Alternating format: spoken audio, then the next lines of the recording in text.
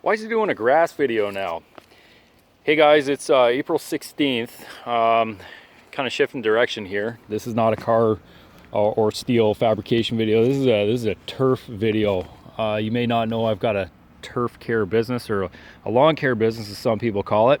So the point about this video is about spring green up. As you can see here, I've got an area on my lawn. Never mind the digging there. I had a septic pump repair happen in January. As you can see here, I've got a section of turf which is cut fairly low. There's a lot of different turf species in this section right here. It's kind of my putting green. I also like to call it my research center for my business. The light grass in the middle there is Poa annua, and I've got a little bit of bent grass here. As you can see, I've got some disease happening, pink snow mold happening in those two or three light colored rings in that stand of bent grass. And the bulk of this grass is fescue and perennial rye.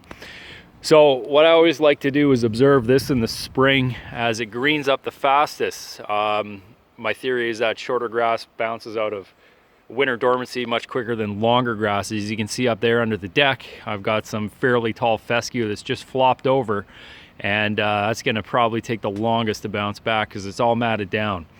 So at the beginning of this video, we're just showing that our low cut grass is bouncing out of dormancy much faster than the higher or matted down grass in the rear there by the deck. And I'd like to think that it's about soil temperatures, the sun being able to actually get to the soil and heat it up versus having to break through a layer of matted down grass. So I'm going to run a little bit of an experiment here. What I've done is I've taken the leaf blower and I've blown off the front lawn. And I don't like to dethatch in the spring. I think it opens up the turf canopy too much and it invites a lot of weed seed content.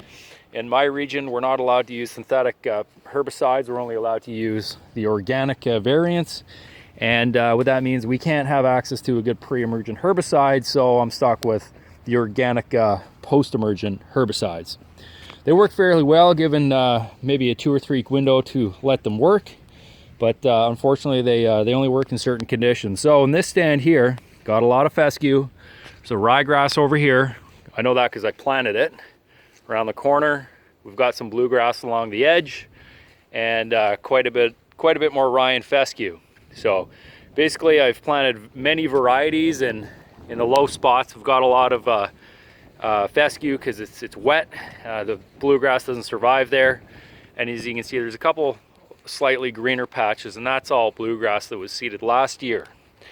So the experiment I'm running is I want to see what I can do to force a quicker green up. I'm actually going to run the lawnmower over this and mow it at a couple of different heights. I'm going to observe what greens up faster. I'm also going to take a section in the front. I'm going to spray some ammonium sulfate at about 0.2 pound of applied N per 1,000 square feet. About a pound of ammonium sulfate. I'm only going to do that in about 1.5 gallons of water. I'm going to see how that reacts, and I'm going to see how the low mowing at this time of year can bounce us out of dormancy. And I'm also going to do a couple of passes with the aerator and see if I can get more oxygen down to the root zone, see if we can start the growth. Again, it is only 1 degree out here in Halifax, and we are still somewhat in the middle of the winter escape. As you can see by the snow, the ground is not frozen. It is frozen in some spots in the shade.